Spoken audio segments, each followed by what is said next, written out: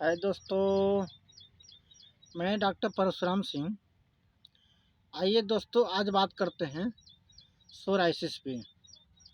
Psoriasis किसे कहते हैं, किस कारण होता है, क्या सोराइसिस हमारा किसी खानदानी के माध्यम से सोराइसिस होता है। कुछ सोराइसिस ऐसे होते हैं कि जैसे मान चलिए, अगर पूर्वज में किसी को हुआ है या घर में किसी को हुआ है तो आने वाले बच्चों को भी या किसी परिवार को भी सोराइसिस होने का पूरा चांस रहता है। तो दोस्तों, आइए आज बात करते हैं सोराइसिस। सोराइसिस क्या है? तो सोराइसिस विटामिन B12 की कमी से होती है, जो कि सोराइसिस फल्लू जीवाणु के माध्यम से, फल्लू जीवाणु होती है, बहुत सी बारीक फल्लू जीवाणु होती है, जो कि हमारे चमड़ी में प्रवेश कर जाती है। जो ही प्रवेश करती है तो वहाँ पे हमें सोराइसिस हो जाती है। तो ये रहा सोराइसिस किस विटामिन से होता है, किस वायरस से होता है।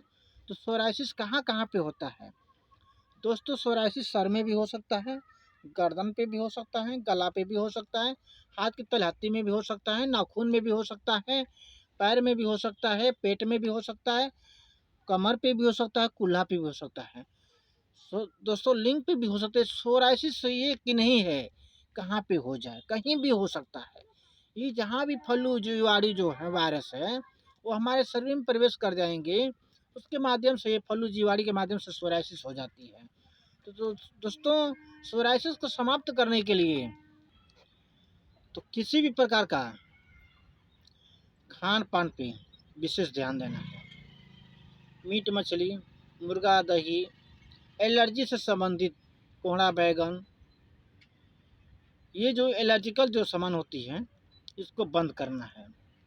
तो सोराइसिस के लिए हमारे पास जो है आयुर्वेद और एलोपैथ भी दवा है। तो दोस्तों, ये हो गया सोराइसिस से बचने के लिए। आगे मेडिसिन भी बताएंगे। तो दोस्तों, आइए जानते हैं जहाँ पे सोराइसिस होती है तो क्या होती है वहाँ पे। सोराइसिस हम आपको बताए हैं कहाँ कहाँ पे होती है।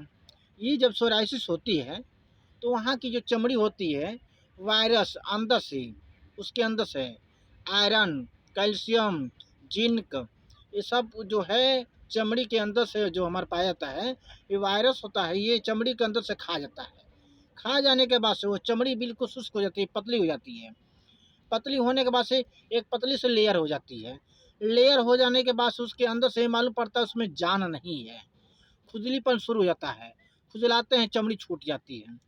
पैरों में जलन भी होता है। जहाँ भी सोराइसिस होगा वहाँ जलन होगा। तो दोस्तों, सोराइसिस ऐसी ऐसी चीज़ है, अगर किसी को खानदान में हुआ है, अगर हमारे पूर्वज में किसी को हुआ, दादा दादा, नाना नानी, बाबा भाभी को, जिसको भी हुआ है, तो आने वाले समय में उसके बच्चे को भी होगा। यही प्रक्रिया, दर्द टू दर्द, दर्द टू दर्द, इसका कारण क्या है? हम अपने शरीर को डिटॉक्सिस नहीं कर पाते हैं, यानी बढ़िया से उसको जो सफाई नहीं कर पाते हैं। जब तक हम सफाई नहीं कर पाएंगे, दूसरे कपड़े को बचाएंगे नहीं पहनने से, दूसरे को साबुन से बचेंगे नहीं, तो ये हो गया हमको बचने के लिए राय। दोस्तों, जब भी स्नान करें तो गुनगुना पानी के माध्यम से स्नान करें। गुनगुना पानी कर लें, उसका टेम्परेचर लगभग 30 से या 32 हो जाए, 28 भी हो सकता है, 25 भी हो सकता है टेम्परेचर। जब ठंडा हो जाए उस पानी से नहा सकते हैं। तो अलग अलग सोराइसिस का, जैसे सर में हो गया, हाथ में हो गया, उंगली में हो गया, पैर में हो गया, नाक पे हो गया, गर्दन पे हो गया, तो ये सोराइसिस का अलग अलग से ट्रीटमेंट है। मगर कौन सी सोराइसिस है, मगर ये जितनी भी सोराइसिस है फल्लू जीवाणु के माध्यम से होता है। तो इसमें जो है आयुर्वेद दवा बहुत ज़रूरी होता है। जब तक हमारा शरीर का ब्लड रिफाइन नहीं होगा, यानी फिल्टर नहीं होगा, साफ नहीं होगा, बैक्टीरिया से मुक्त नहीं होगा, तब तक कोई भी बीमारी को हम जड़ से हटा नहीं सकते हैं। तो दोस्तों, आइए बताते हैं कौन कौन सी दवाइयाँ हैं। तो इसमें आयुर्वेद में आता है साफी सिरप। दूसरी आती है न्यूफोस टैबलेट, 150 mg का है। न्यूफोस मतलब ये बैक्टीरियल टैबलेट है, ये इन्फेक्शन टैबलेट है। न्यूफोस टैबलेट आती है, वो भी ले सकते हैं। ग्राइसोफोल्विन टैबलेट आती है, वो भी ले सकते हैं। क्वारिड्राम या सेफ मलहम आती है, वो भी लेते हैं। उसको कैंडी फोस लिक्विड आती है। कैंडी फोस लिक्विड मतलब ये होती है, जहाँ हमारे सर में सर में जैसे कि हो गया, तो इसमें हम कैंडी फ्लॉस लिक्विड से धुलाई करेंगे। उसके बाद क्वारीड्राम एसएफ को लगाएंगे पतली पतली, यहाँ की जैसे सर पे होता है तो वहाँ के बाल भी झड़ना शुरू होता है। तो सबसे पहले ध्यान देना ये, और माउथ वाले चेहरा पे जहाँ भी हो तो उसमें लापरवाही नहीं करना है, दवा तुरंत लेना है। फिर टेट्रीमेसोल साबुन जब भी स्नान करें तो टेट्रीमेटोल साबुन से, टेट्रीमेटोल साबुन जो होती है, डिटॉल नहीं, टेट्रीमेसोल दूसरा चीज़ है, उससे आप स्नान करिए। उसके बाद है मेगा सीवी टैबलेट आती है, वो भी खा सकते हैं, बहुत अच्छा है।